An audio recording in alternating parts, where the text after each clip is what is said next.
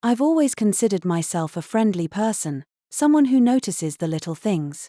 So when I saw Mr. Adiwale sitting alone on his porch almost every day, my curiosity got the better of me.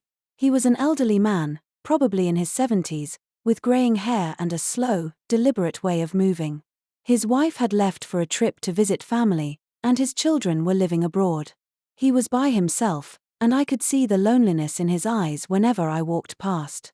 It tugged at my heart in a way I couldn't ignore. One afternoon, I decided to stop by his house. I was just walking home from the market when I saw him again, sitting in his usual spot, staring out into the empty street. I hesitated for a moment but then walked up to him. "Good afternoon, Mr. Adiwale," I greeted him with a smile. He looked up, startled at first, but then smiled back. "Oh, hello there, my dear. How are you today?" "I'm doing well, thank you. I noticed you've been here a lot lately. How are you doing?" I asked, my voice full of concern. He shrugged and smiled weakly. "Oh, just the usual. It's a quiet time now that my wife and children are not around. But I manage. Thank you for asking."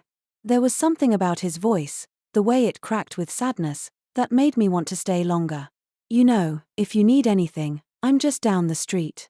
I could bring you some food or even just keep you company for a while," I offered, surprised at how genuine the offer sounded. His eyes lit up a little, though he tried to hide it with a polite smile. "That's very kind of you. I'm sure I'll be fine, but I do appreciate the thought." Over the next few days, I found myself visiting Mr. Adiwale more often.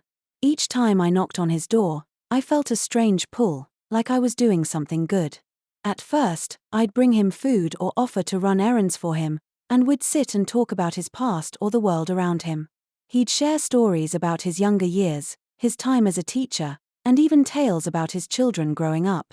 I enjoyed the conversations, and I liked being there for him.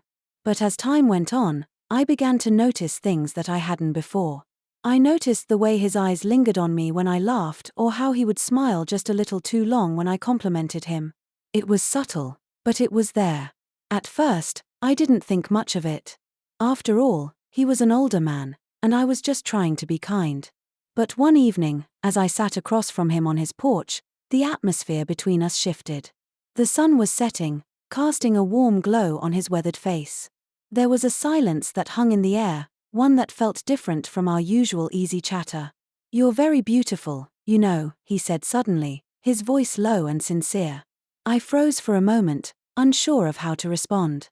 My heart skipped a beat, not from shock, but from something deeper, something I hadn't expected. I smiled awkwardly, trying to brush it off. "Thank you, Mr. Adiwale. You're very kind." But he didn't look away. His gaze stayed fixed on me, and I felt the weight of his words linger in the air between us. "I've spent so many years with my wife," he continued, his voice distant now. "But sometimes I find myself missing certain things. Like warmth. Like companionship." I didn't know how to respond. Part of me wanted to say something comforting, but another part of me felt a strange sense of responsibility toward him. I was the one who had walked into his life, after all. I was the one who had started visiting him regularly. "I understand," I said softly, trying to hide the discomfort building inside me. "But we all need our space sometimes." He nodded slowly, as though he hadn't expected me to say anything else. Yes, of course. But you know, it's been a long time since I've had someone to talk to like this. My children are far away, and, well, my wife is not here. Sometimes I feel like I'm fading away, little by little." I didn't know what to say. I wanted to reach out, to comfort him in some way, but I also knew that I needed to keep things appropriate. But as I looked at him, sitting there with his sad eyes, I couldn't help but feel something else, something that made my heart race just a little faster.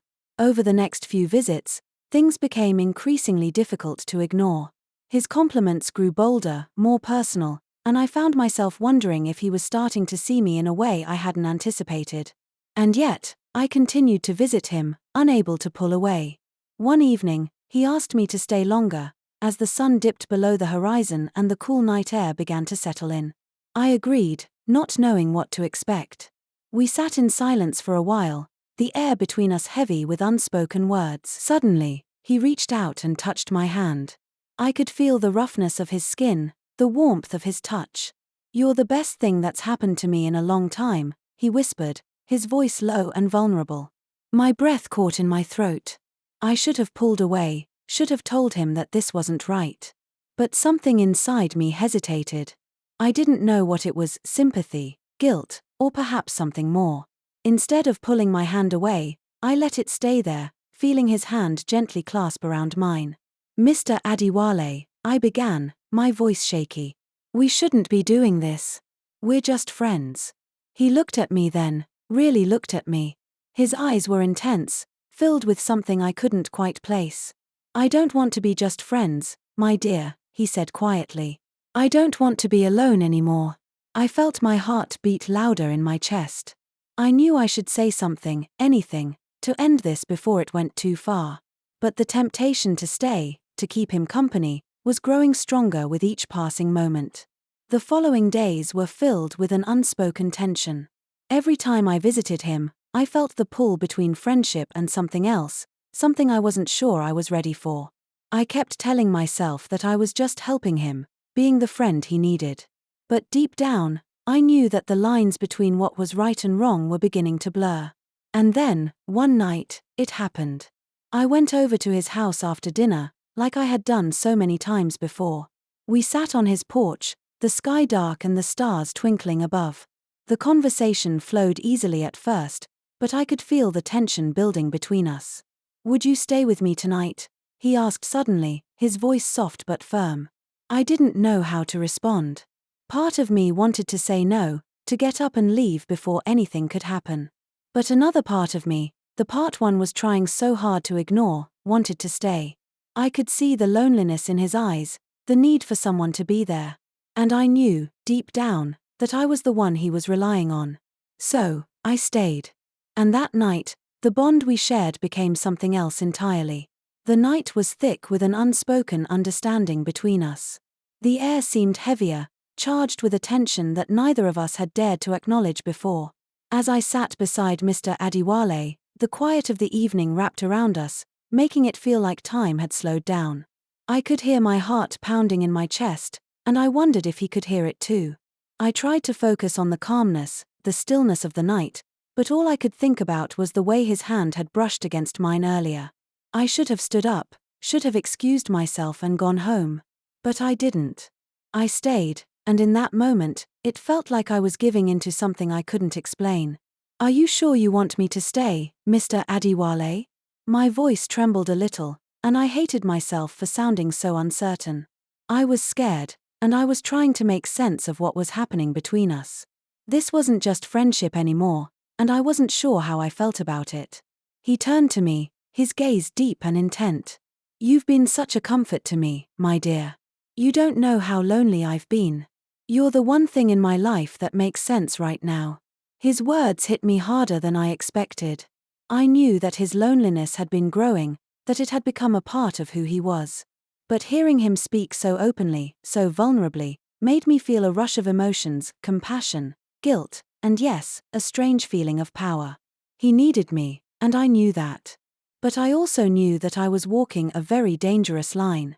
I pulled my hand away from his, suddenly feeling the weight of the situation. "Mr. Adiwale, I think I should go," I said, standing up quickly. I didn't mean to overstep, really. I just wanted to help. He stood up as well, his face falling into a disappointed expression. "I understand," he said quietly. "But it's hard, you know? To feel like you're invisible. Like no one sees you anymore." I felt my heart ache for him, but I knew I couldn't allow this to go further.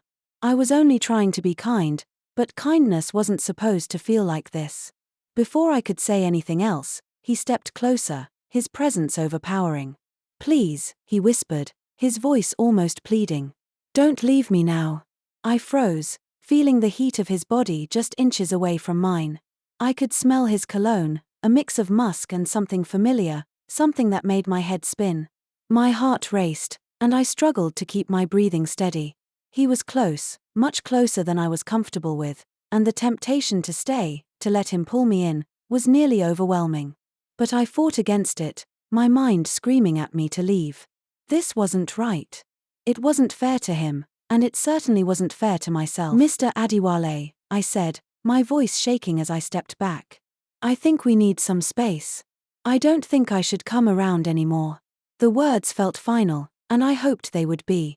I needed to step away before we both got lost in something we would both regret. He stood there, silent for a moment, his eyes filled with something I couldn't quite place. Disappointment. Hurt. Maybe even anger.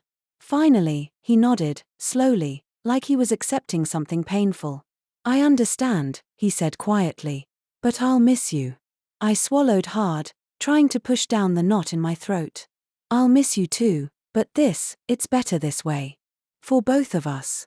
Without waiting for a response, I turned and walked away. The cool night air hit my skin, but it didn't offer the comfort I needed.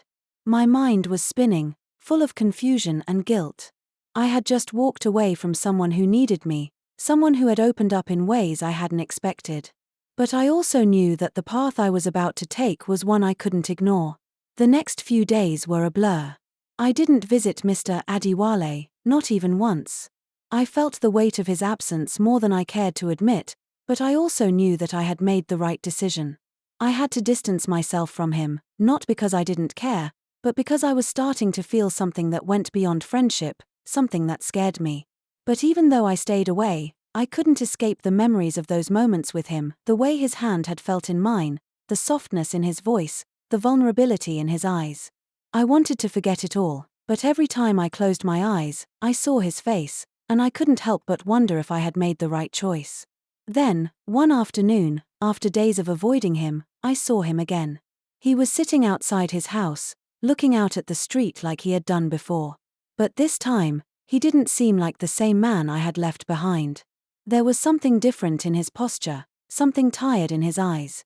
I hesitated, unsure of what to do. Should I go to him? Was it too late to fix what had happened? I wasn't sure, but my feet carried me toward him anyway, like I was being pulled by something beyond my control. As I approached, he looked up, his expression unreadable. I thought you weren't coming back, he said quietly. I stopped in front of him, unsure of what to say. I couldn't stay away forever, I admitted, feeling the truth of my words settle in my chest. But I need to make sure we don't get lost in this. We can't let it go too far, Mr. Adiwale. He nodded slowly, as if he understood. I know, he said softly, but I can't help how I feel. I don't want to be alone anymore. His words hit me harder this time, and I realized that this wasn't just about me helping him, it was about me trying to fill a void in my own life too. I had been lonely, and I had allowed myself to become too involved in his world, to blur the lines between what was right and what was tempting. I know, I whispered, my voice barely audible. But we have to stop, Mr. Adiwale. We can't keep going like this. He looked at me for a long moment, and then, without saying a word, he stood up. He didn't try to touch me or pull me closer.